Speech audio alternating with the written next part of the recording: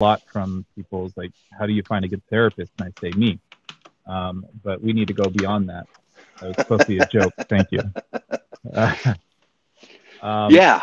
Yeah. And no, it's a really common topic. It's a really common issue because there's a lot of therapists out there and a lot of people who claim to be therapists, and not all of them are going to be of the same caliber. Not all of them are going to have the expertise or the training in the areas that one particular client is looking for. But sometimes, just like with a lot of industries, people are scrounging for work, and so they may take on something that isn't necessarily in their niche, in their specialty, because they're looking for the income. And if they think they can do a good enough job, sometimes they'll run with it. I think that's important that you bring that out right there, because I don't think that's something that a lot of clients understand or realize as a dynamic within the mental health field. Is a lot of us are, we take like, lawyers, tax accountants, they can graduate and then go right into practice, and they're supported by the industry. But therapists are a little different here. If you want, especially if you want to go into private practice, Mm-hmm. you are, I think this is true with a lot of industries, but even more so, I think with therapists, is you really have to fight for your clients in a sense. But I don't think You clients do. understand that. You do, and I think part of the issue, and this is probably a little different than the topic you were aiming for, but I think it's worth noting, is that the mental health professions, they are one of the most underpaid master's level professionals Yeah. in the industry, in the Yeah. healthcare industry. So I'll give you just a really brief example. When I graduated back in '09 from Seattle Pacific University, we were looking for a local job, something that we could just start with there in the Seattle area and do.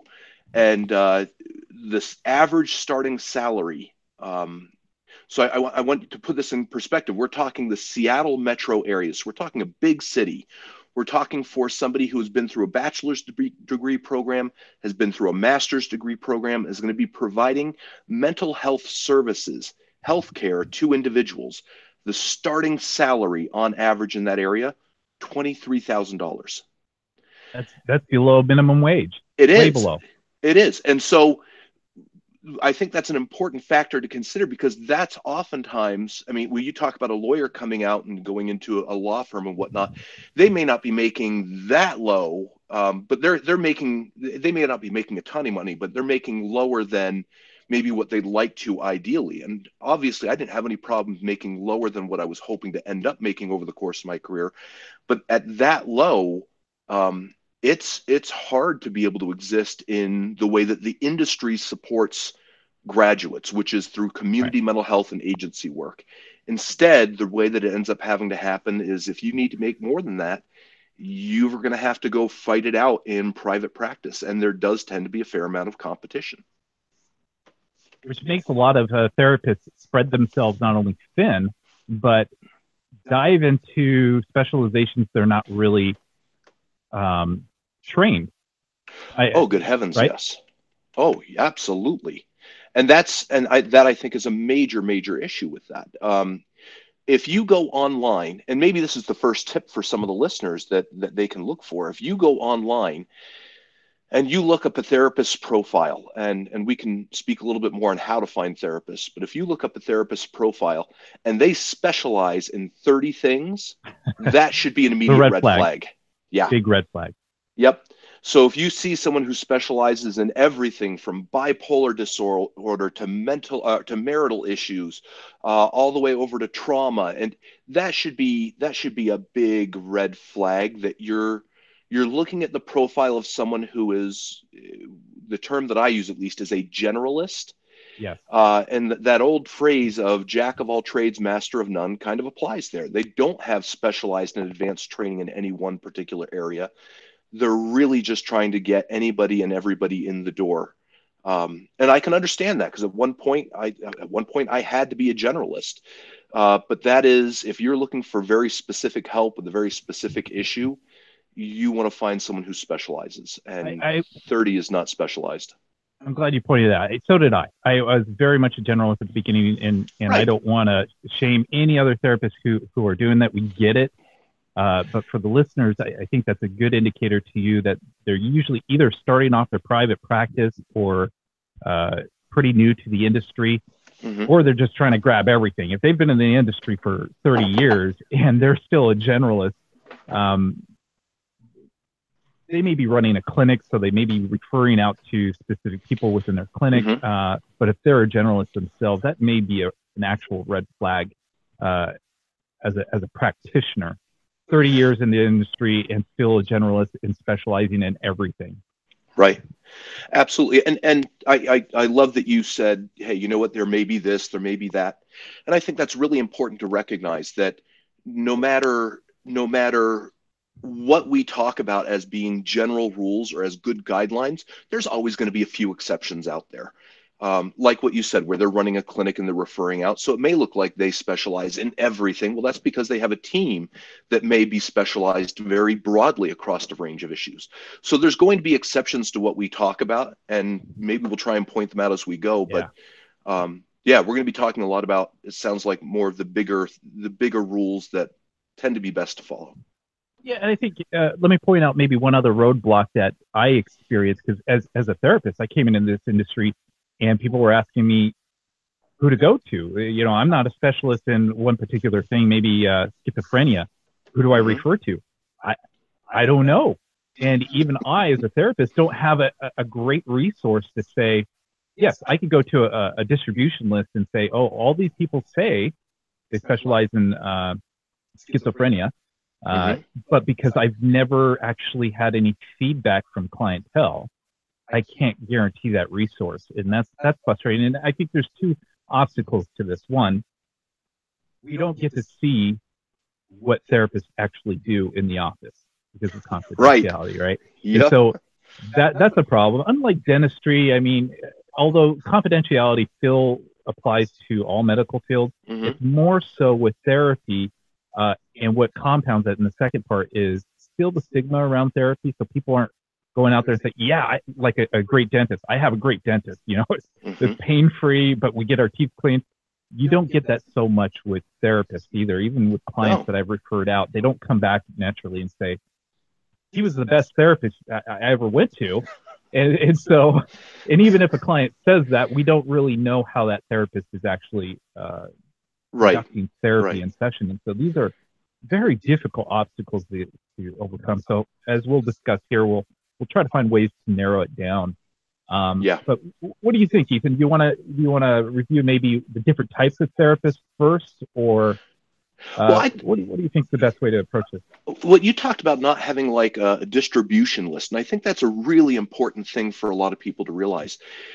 There is no, at least not that I've come across, there is no central place that you can go and find a listing of every single therapist in your area. It doesn't exist. I haven't come across it when I was living in Washington State. I certainly haven't come across it while I've been practicing in Colorado. It just doesn't exist. And that can be incredibly frustrating for a lot of people who are looking for therapists, because they're trying to figure out where to go to really dig through and see who's out there. And so I think that's a really important thing for people to recognize, is that there's no central list to go to. You can go to and look up licenses at the state, but that doesn't mean those people are practicing. It doesn't tell you anything about their specialties. It doesn't tell you anything really other than they have a license for whatever type of license. We're going to get into that. And this is the address they have registered, and that's it. It doesn't say anything more than that. Online, you've got some major listing services. You've got, I mean, I'm not endorsing any of them on here, but just to note that probably the most well-known one is Psychology Today, Yeah. which is a website, but that's a paid listing, meaning that if therapists aren't shelling out money to be listed on Psychology Today, they're not going to show up there. And then, I mean, there's Good Therapy, there's a number of other ones, Therapy Tribe, and I'm trying to think of the others. Goodtherapy.com, right? Goodtherapy.com, if I remember correctly. Yeah. Yeah. But again, a lot of therapists, we may not, for example, I've pulled my listing from several sites just because they never come up in the searches. They never, like if you Google for mental health therapist, Northern Colorado, or licensed marriage and family therapist, or sex therapist, Northern Colorado, their website, let alone my specific page, but their website doesn't even come up on the first couple of pages of Google. Correct. And Yep. so I pull my listing. And so people may stumble across that website at some point for whatever reason, but then they're still not going to get a good listing. And so I think the first thing to be aware of is just because you've seen a few people on one listing site, that doesn't necessarily mean those are all of the options that you have available. You may just have to do a little bit more digging or asking around. And it's even when we factor in the faith culture, trying to find somebody who can relate to your faith as a LDS member is just even more difficult. Incredibly difficult. And what adds to that, so for example, on Psychology Today, you can go in and one of the search, the refining criteria. So you do your search for the area, and one of the things that you can narrow by is are they familiar or experienced with a religion? And certainly, I think they listed as Mormon is one of the options on there. I don't have that listed on my profile because I was finding that a lot of people were bypassing me, thinking that I only worked with members of our church. Yeah. Yeah. And so I took that off. So people who are specifically looking for a member of the church who's doing therapy and counseling, if they were sorting by that on Psychology Today, they'd completely bypass me. So it's a complicated. It's not a straightforward process. Is maybe the better way to put that. And to your point earlier about how everybody's specializing in everything, the same thing. Mm-hmm. So conversely, with Psychology Today, you'll have non LDS therapists marking Mormon, even though they're not Mormon, because they're trying to attract more work. Yeah, maybe they grew up next door to a Mormon, or their best friend is Mormon, or so they're like, I'm familiar enough, and they put that down. There are some specific LDS directories. Do we want to touch on those? Yeah, let's jump into it. Sure. So there's probably two big ones that I'm aware of, and the two are AMCAP, and they just redid their directory, but that's the Association of Mormon Counselors and Psychotherapists.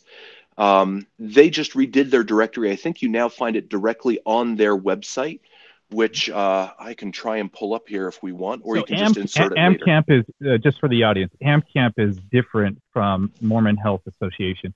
AMCAP, the MMHA, right. Yeah, MMHA. LDScounselors.com is the AMCAP LDS listing of therapists, and then you have the MMHA listing of LDS therapists.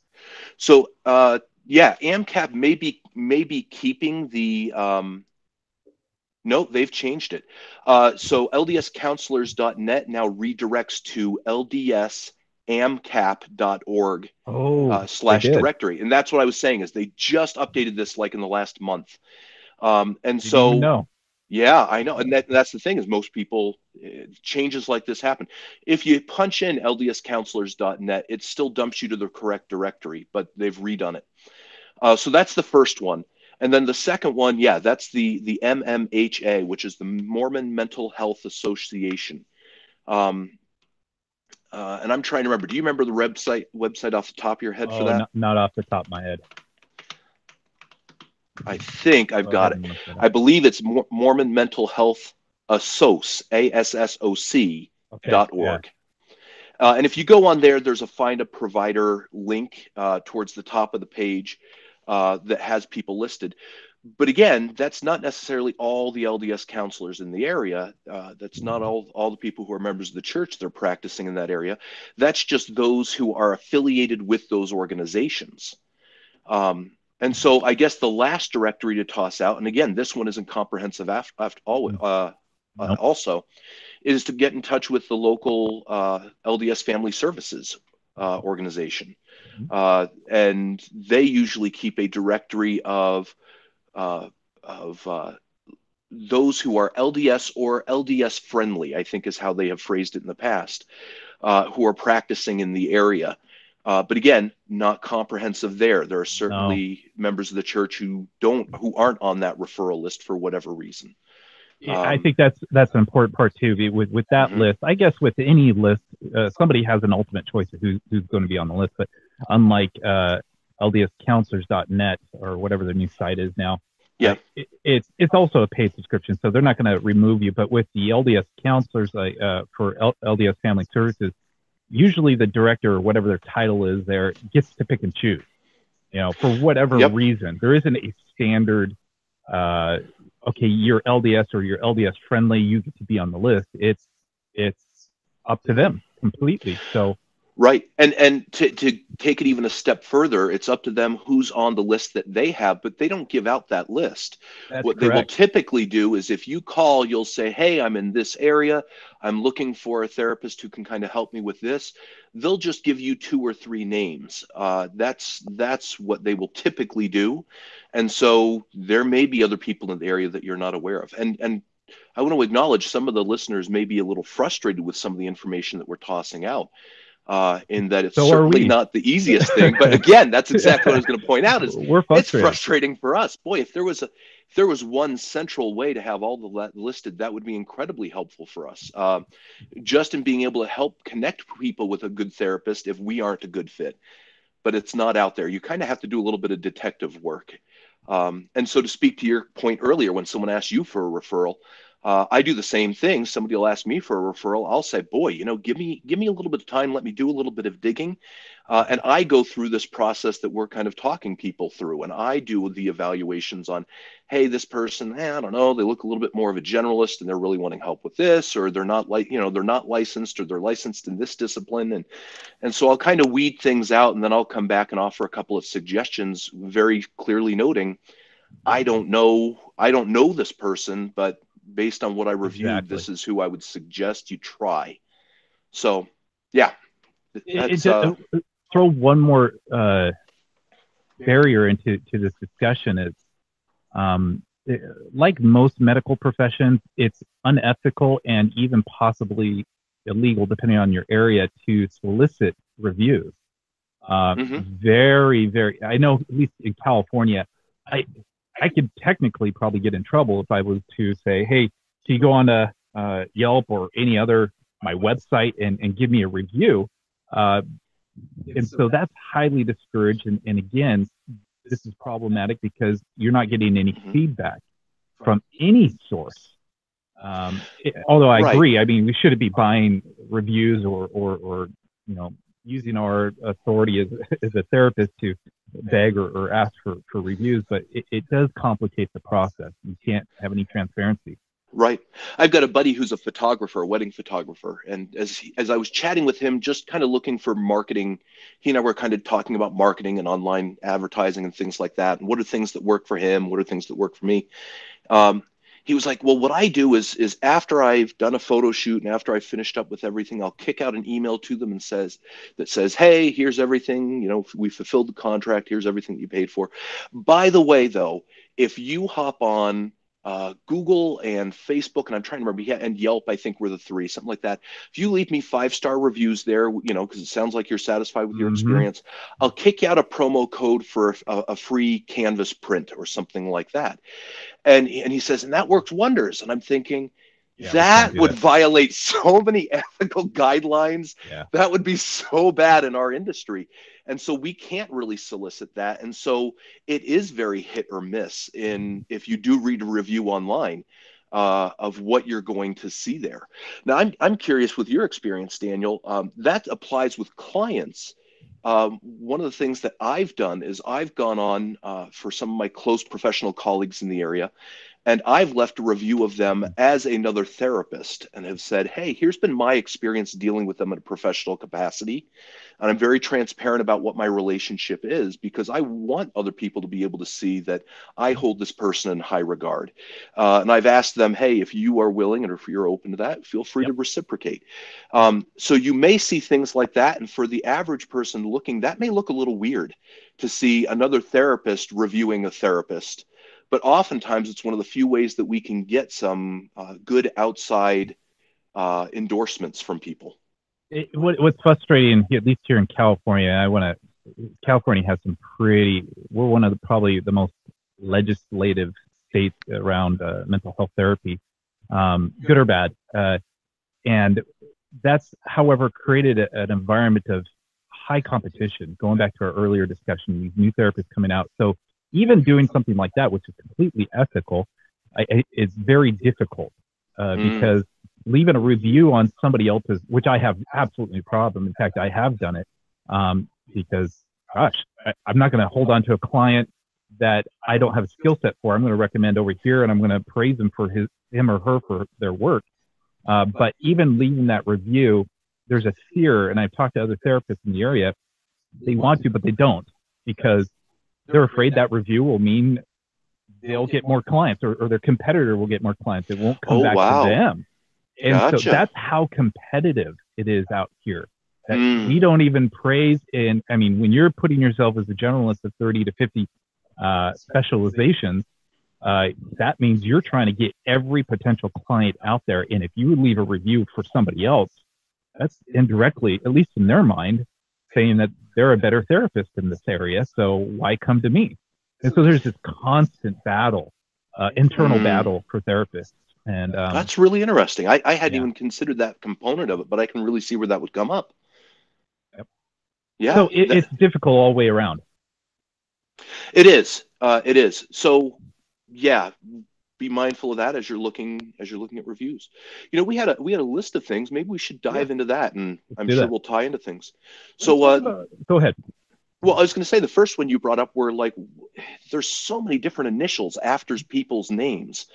And it's like this alphabet soup. And it's funny. I had people for a while just because as a generalist, I was attending a training here, picking up a couple of things.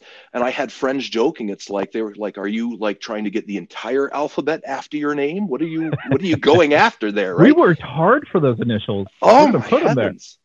And so I think it would be beneficial to take a little bit of time and talk about that. And I think the first differentiation that would be helpful to make is between the degree and the license.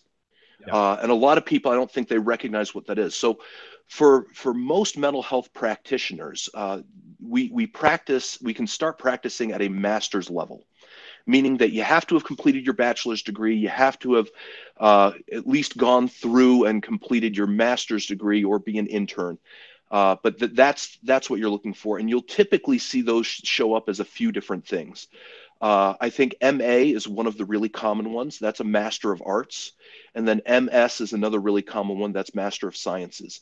My understanding, and Daniel, I'd love for you to weigh in on this if you know the difference. My understanding has to do with some of the coursework as far as your final projects and your final presentations on whether it's the MA or the MS and how the program's designed. Do you know anything about that? Well, the MS is going to focus a little bit more on research. It's typically your 4-year programs in a traditional college. MA, like the program I went to, is an executive program that focused more specifically on the state requirements to get licensed.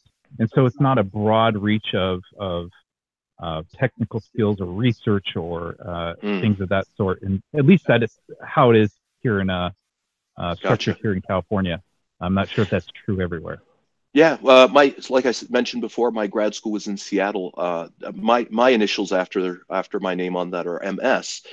We did have some research courses and things like that, and we were very clinically based. But yeah, I always thought that differentiation was interesting. But those are the two, and I really don't see either of those as being a very significant factor in MA versus an MS when it comes to selecting a counselor. It really comes down to their training when they get into their clinical work and how well they. And that, again, that's a hard thing to see. But definitely their background schooling is important. But it's really what their experience in the clinic is like.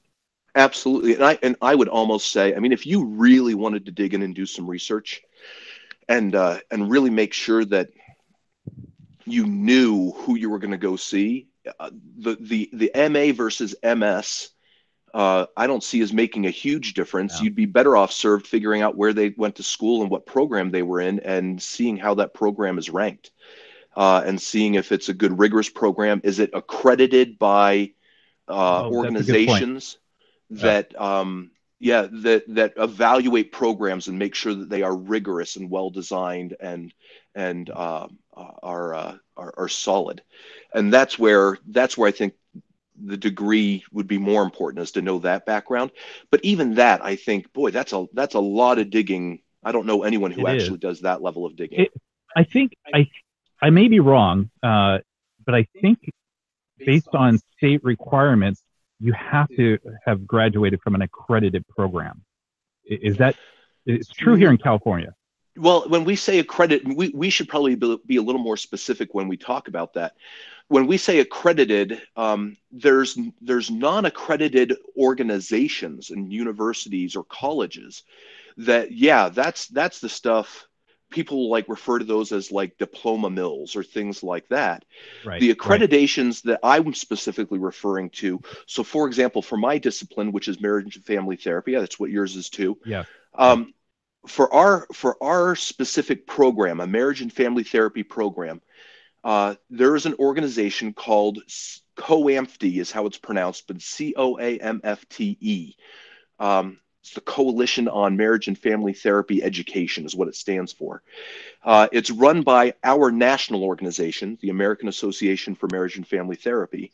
And they go out, and if you want to have an MFT program and you want it to be rigorous and well respected, you get accredited by COAMFTE. And so that's the accreditation I'm referring to. My understanding, and I'm by no means an expert on this, but that most state legislative and licensing bodies, they're wanting to avoid the diploma mills, but they're not necessarily overly concerned about the COAMFTE accreditation or Okay, KCREP, got it. Yeah. um, and whatnot. Now that will, at least in Colorado, that will absolutely fast track you on licensure. Meaning that for me, when I went to apply for licensure, you get down to the education requirements and said, "Oh, hey, you're applying for a marriage and family therapy license. Did you go to a program that was accredited, that was COAMFTE accredited?" Yes. Great. Show us your transcript and you're all set. If you mark no, that doesn't disqualify you from it. All that's really going to end up doing is they're going to say, great, we need to see everything. We need to see your entire transcript. We need to see your syllabi for each class. We need to make sure that you went to a Yes, program that was right. equally rigorous, but it didn't have to be accredited. Just to explain that portion of it. That's excellent. Let's take that a step further. Even with PhD, Hmm. I don't necessarily. A lot of clients will come in and, in fact, they mistake me as a doctor. I am not a doctor. They'll call me Dr. Dan, which is kind of Yep. fun. It sounds like a TV show, maybe in the workings. But uh, some will come in with the mistaken impression that because somebody has a PhD, they're more qualified, Mm. and this is usually not the case.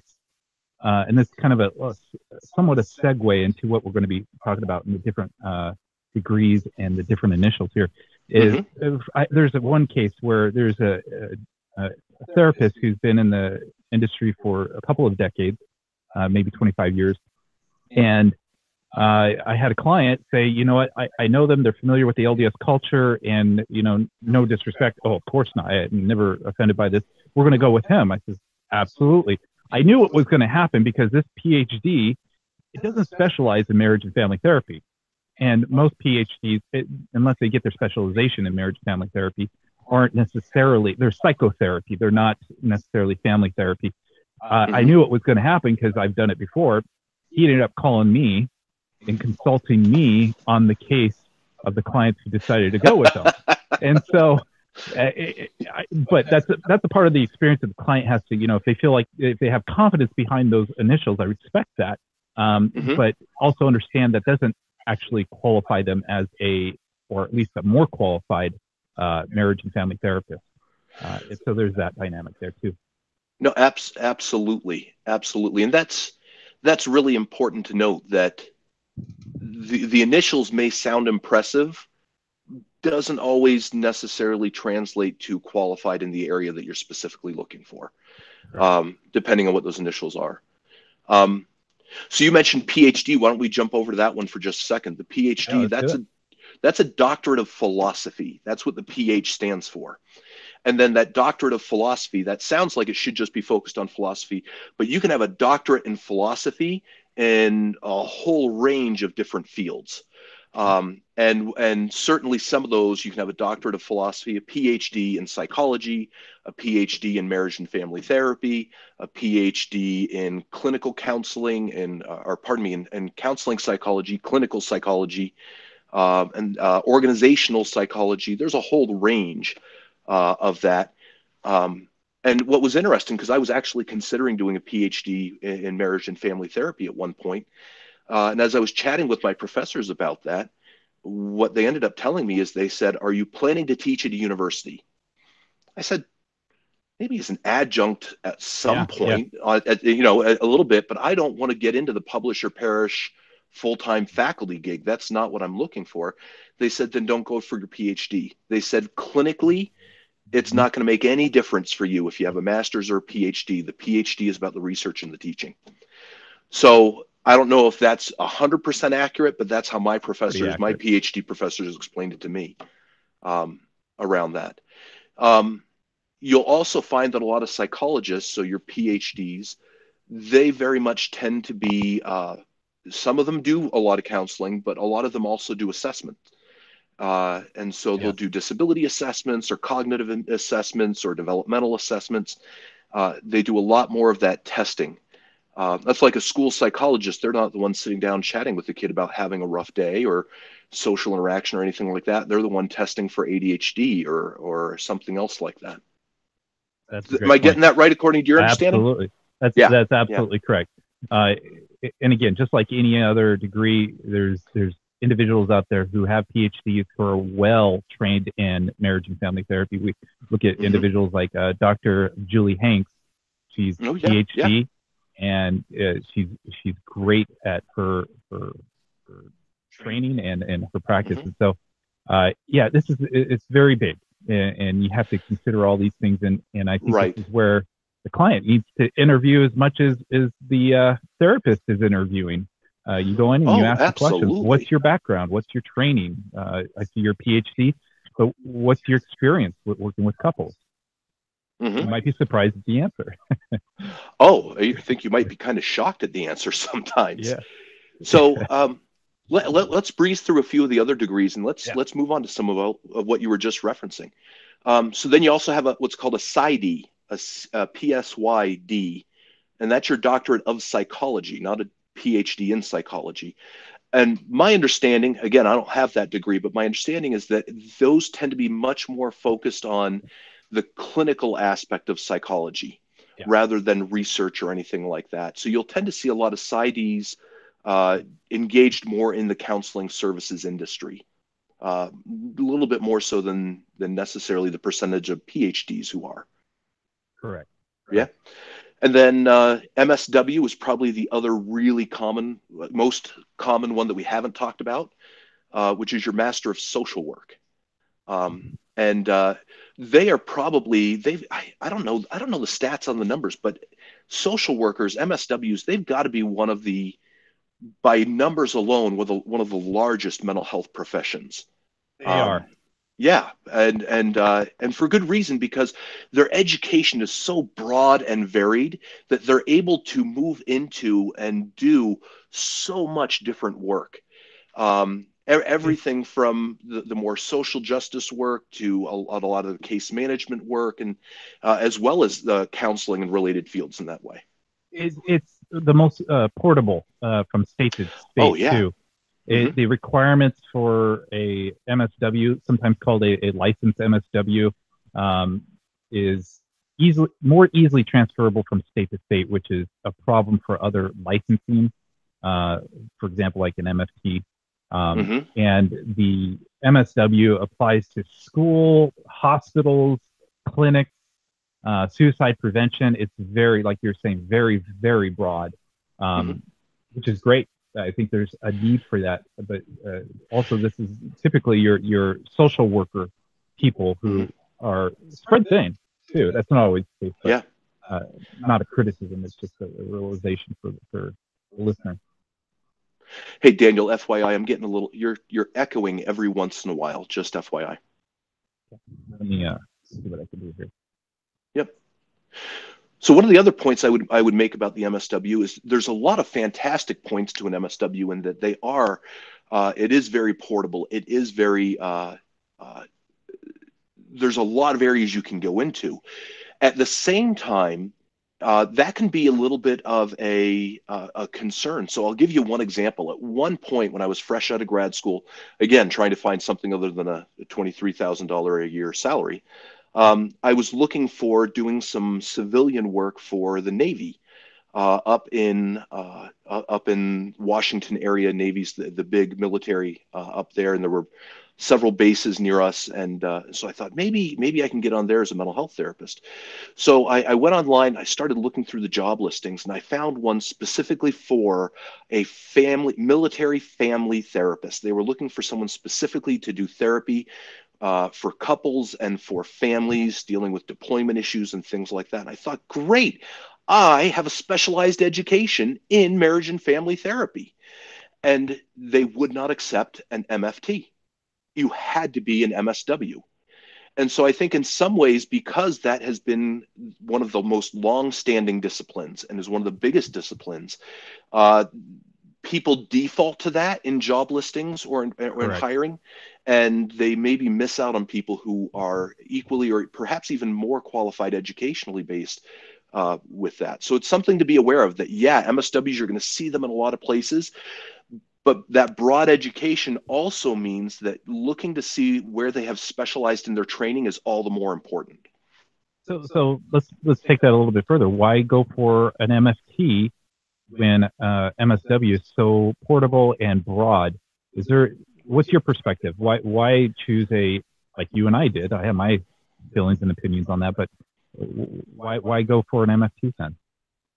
Well, I think one of the biggest things to note when it comes to an MFT is that, at least, and I'm going to speak to my program. My program was co-AMFT accredited, so I'm assuming that this is a relatively common experience for MFTs, is that my whole program, we were taught to think not just at the individual level, but at the greater systemic level, and specifically about the relational interactions that are taking place, not just if you have two people in the room, but when I have one person in the room, my training is all about me looking at them in the greater system and in what's going on relationally and how that's impacting them personally. It really helped me to make sure that I moved out of the trap that oftentimes we call the IP, the identified patient, presents to us. And we see like mom and dad dropping off the 16-year-old and saying, fix my kid, and and looking at it and saying, oh yeah, the kid's got some bad behavior and attitude and we need to fix that. And instead look at, okay, what are the relational dynamics that are actually at play that are contributing to what's going on? If I don't see the kid as the patient, if I see the family as the patient, if I see the extended family as the patient, what are the actual things that need to get addressed? Because what's going on with the kid, yeah, he's got a part in this, but really this is just the symptom, the identified part of it that they're bringing in. So for me, that's what I found really valuable about an MFT education. Whereas when you get into some people have an MA or an MS in like counseling psychology or in professional counseling or something like that. In those realms, that's not that they don't get any education there, but it's usually the relational dynamics are limited to a class or two. Whereas for MFTs, that's pulled in and tied into every single class that we go through. I love that explanation. I thought that was very well. And for the listener, at least in my program, for the majority of it, we had our MSWs and our MFTs in the same courses. Oh, wow.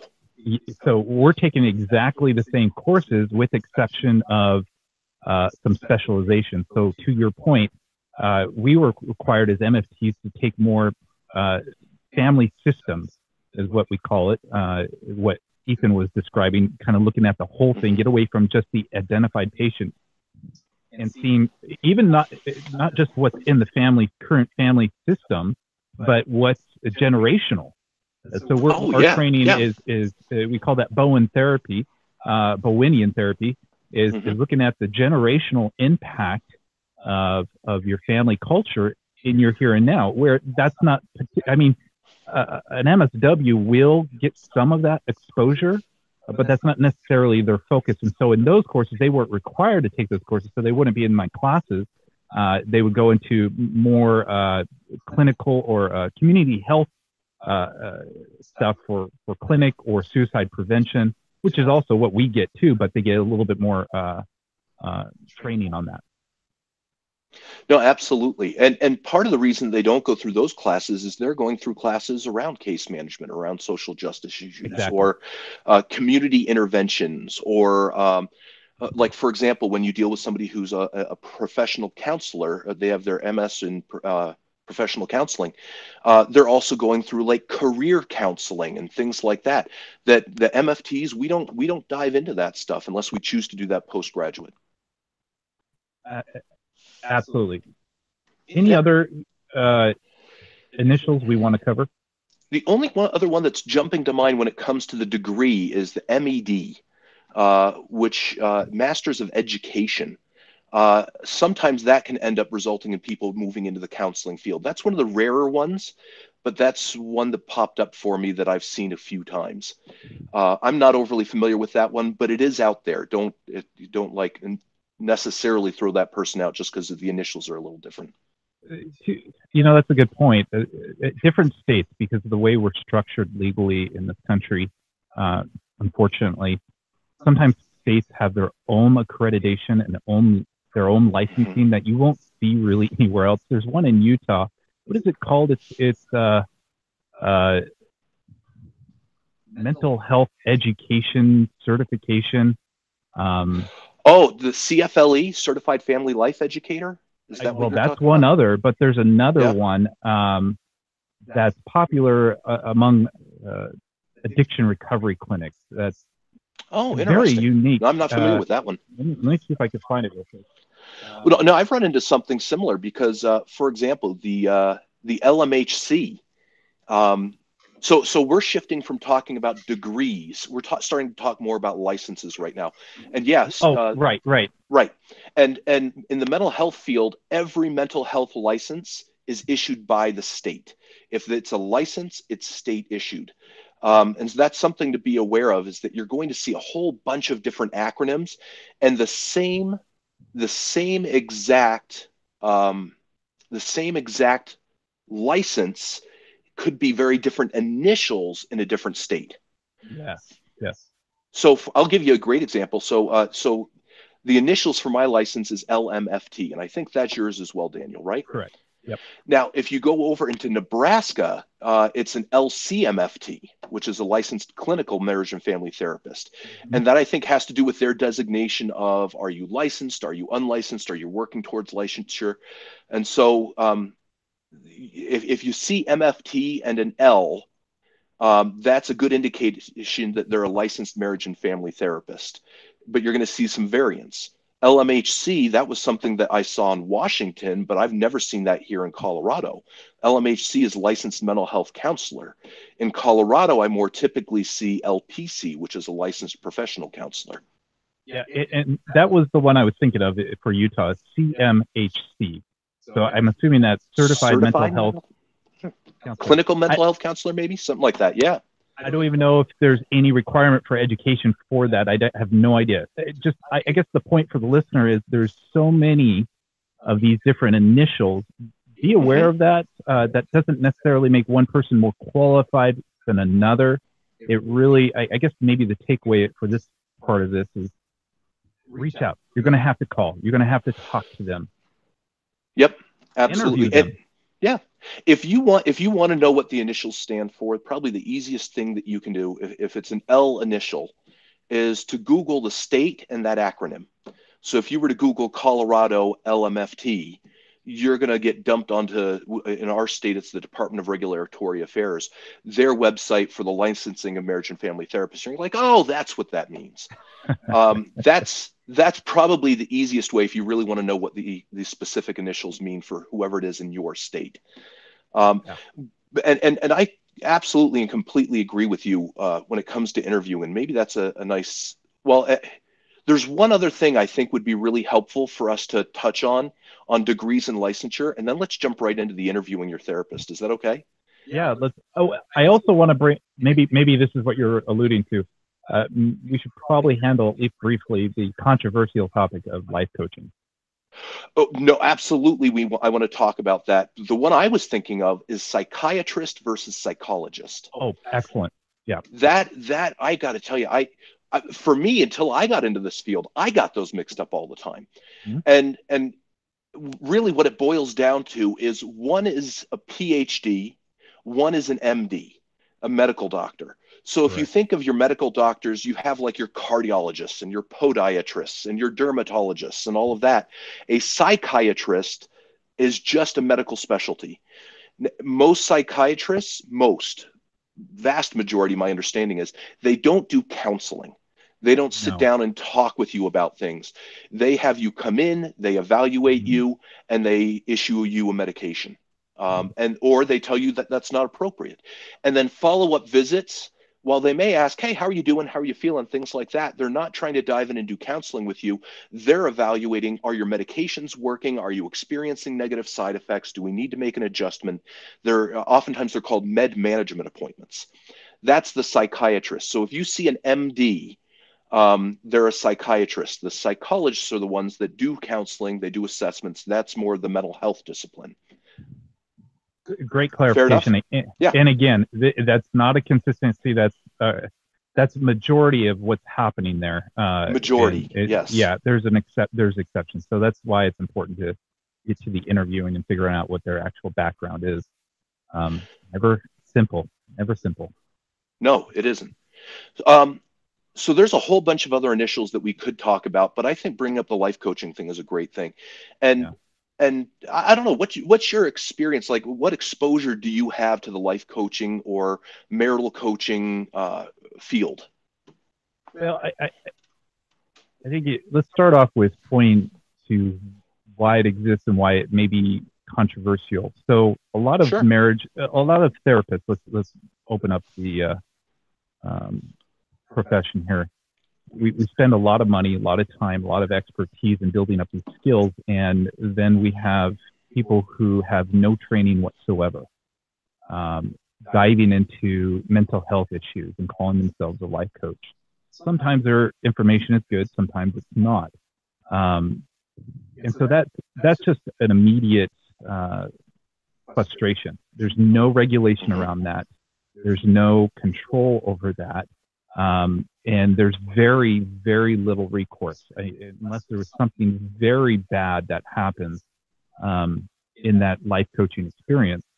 The client has little to no recourse whatsoever. Hmm. So the risks are higher Sure. potential, whereas the trained therapist has all these regulations, again, good or bad, and they are Yeah. trained in the actual diagnosis and treatment of that diagnosis.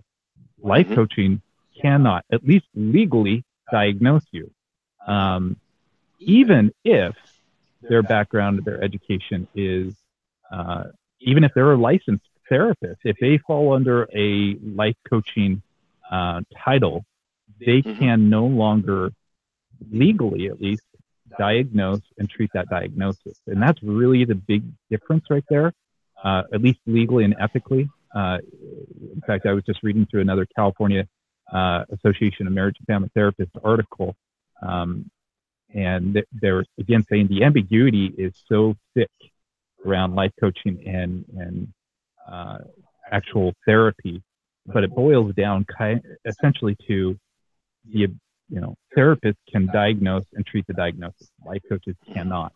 But that's pretty much that's it, which makes a Yeah. lot of therapists upset. Well, I absolutely, and I don't want to discount anything you said because I think there's a lot of truth in there. I want to add to that. Go for it. I think that there's also a few other nuances to it. Um, when it comes to the coaching model is not aimed at resolving past issues.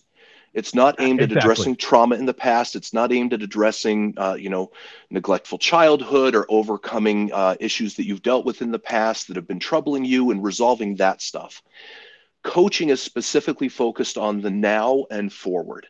It's on what are the hurdles in your path right now? What is it that you're hoping to achieve? What have you been really trying to attain in your life that you haven't been able to get to? And let's talk about what you're finding to be the things that really bog you down, hold you back, stop you. And let's look at what goals you want to set on how you can move forward in that way. That is, if you ask a life coach about that, that's more of the answer that I think you will typically get from them. Although they will all, I would certainly hope that every one of them would agree that yes, they do not diagnose, they do not treat mental health issues. If there is a diagnosable illness, then that needs to be handled by a mental health professional. There's, I think, a little bit of an equivalency in talking about like a coach versus a physical therapist, right? Like if you go out and work with an athletic coach, they're helping you to try and meet goals and move forward and build. If you're going to a physical therapist, it's most likely for an injury, a trauma, something like that you're needing to heal and work from. Most therapists were very competent in being able to help people move forward in life also, but a life coach should not be going back and trying to resolve past trauma. That's correct. That's ideal. Ideal, yes. I don't think a lot of life coaches understand that also. Well, just like you would in athletic coaching, you're going to get some athletic coaches who think and feel they know. And in reality, some coaches may actually know more, but they're not licensed to treat that injury or whatever, right? And this is where looking at the person's credentials are really important also, because while there are absolutely some coaches, life coaches, relational coaches, etc., who have absolutely zero training. Anyone, you could quit your job as a garbage collector on one day and start calling yourself a life coach later that day. There's absolutely nothing. Absolutely. There's no requirements about it. However, there are a number of organizations out there that certify coaches, that send them through a relatively rigorous program. I've got a buddy of mine. He and I went through our MFT program together, and he's moved much more into that coaching model. And has chosen to specifically go through, I think it was a year-long and relatively intensive coaching training program so that he could hold that credential of being a certified coach. And so if you think there's a lot of variance when it comes to trying to pick a therapist, it's even more when it comes to looking at a coach, if that's what you were to choose to do, because you run a much wider gamut of who's in that field. So why would a marriage and family? So what we're seeing more and more, even in California, well, especially in California, we're seeing more and more licensed therapists turning to the profession of coaching. Sure. Are you seeing that in Colorado where you're at now? Yeah, absolutely. And to be fair, all of my information around that's going to be anecdotal. I don't have any numbers or anything like that on that, but I've certainly seen a few. And you'll even find that some of the really big names in the therapy and mental health fields, you're starting to see them let go of their licenses a little bit more and move into coaching. One is that to some degree, the licensing processes, at least in some states, have become a little onerous. They've become a little very heavy, very difficult to navigate, very challenging. And this isn't to say that the state should not be looking out for consumer welfare, but sometimes that goes to the extent that it really makes it risky to practice as a licensed professional. I'll give you a really, really brief example. I've got a buddy of mine, a therapist that I know, who's going through an ethical complaint right now. An accusation was made by one of his clients of inappropriate physical contact. I know the guy. I would never, ever think that would happen. And the person he was treating, there were certainly some issues around attention seeking and dishonest behavior. And so they made a complaint, and our regulatory agency, just by that one complaint, they stopped short of it, but they could have just yanked his license right at that moment. And then they don't meet for another 3 months. And so at that point, he would be unable to practice, unable to generate any income for himself, his family, support himself, do any supervision, do anything related to his license for a quarter of a year. And that's assuming that it got dealt with, addressed, and resolved at that first one. This issue is now stretched on for a couple of cycles of meetings. And so if they had yanked his license over this and we're saying we will figure out if we're going to reinstate it, he could have been out of work for a year. Oh, yeah. That's such a huge risk. Whereas coaching, you don't carry that risk because nobody is allowing you to do what you do. Yeah. Yep. Another one is the state line issue. Um, Again, because licenses are issued at a state level. For example, I have a marriage and family therapy license. If I happen to be in Utah and somebody says, "Hey, I would love to sit down and do a weekend intensive of therapy with you. I'm willing to pay you $5,000 to sit down for these 2 days and work with me for about 16 hours." I have to turn it down as a therapist because I'm not licensed in the state of Utah. Same thing, if I have somebody contact me from Utah or any other state besides the two I'm licensed in, Colorado and Wyoming, if I have anyone contact me from there and want to do therapy like over a televideo service or anything like that, I cannot do therapy. Whereas coaching, because it's not regulated in that way, offers that person the ability to be able to engage in and work with that individual, albeit ideally in a much more confined scope of work, but they're able to do that with someone in a different city, in a different state, and even in a different country. Whereas licenses, it gets all bogged down in that process. Those are the two big reasons that I'm aware Yeah. of why that typically tends to come up. And What's your experience been? well, I think you absolutely. I think the only thing I would add is for example, I actually do practice life coaching, and the purpose for that is, for example, you and I offer a unique service that isn't found readily available locally, first of all, let alone nationally, and that is we're LDS, we're therapists, and we have training. You more so. You're recently licensed as a sex therapist, but we offer this as a very unique skill set. You're not going to find this locally, and so I'm in a situation where I've got people routinely, daily asking for support, and they're in a different state. And not only is there not an LDS therapist within 50 miles of their own home, there is no LDS therapist who specializes in sex therapy in their radius. And so what I've been pursuing and supporting these individuals for an additional resource is becoming a coach, but that is very structured. The way I do it is they already have so if there's pre-existing conditions, we have this discussion, we make it very clear, I'm here to support and to provide a skill set, not therapy, not critical care of any sort. If there's pre-existing conditions or if there is to be discovered, even in the coaching, that there's an underlying health issue, whether that be physical or mental, they know from our first meeting, from our constant updating, that they are to go to a local resource for that. And they're getting that local support, whether it be medication, psychotherapy, or any other kind of medical need. Whereas I'm here to support and provide a resource from a certain cultural view and specialization, not to treat a historical disability or disease. And so that's a very clear line that's established. Right. And that's and to be very transparent, I do the same thing. I work from that coaching or consulting perspective with a number of people outside the states I'm licensed in. I similarly, I try to structure that at the beginning.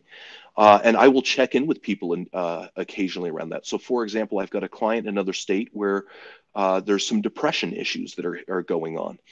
And we are not treating the depression. That's not what they're there for. They've been through therapy for that. They are managing it fairly well. But every once in a while, if I hear it creeping up, I'll ask them a couple of questions about, hey, are you noticing that coming up more? Is that something that you think you need to be seeking help for? And I would refer out for that. That's not my job as a coach to treat that. I think so this is coming back to our original point, interview, check out the experience. A Hmm. lot of what I see, a trend that's happening, and we won't get into the reasons why a lot of therapists, even here in California, are transitioning to coaching. I think that's maybe a topic for a different day. But what we do see, and I get a little concerned, and again, there's an exception to everything, is I'm going to say this, and I don't mean to criticize EFY or the coach, but I see a lot of kind of EFY specialists come up. Maybe they went through a history of trauma or addiction or you know, bad parenting, and so they become a Hmm. coach in this experience from these LDS individuals popping up as Hmm.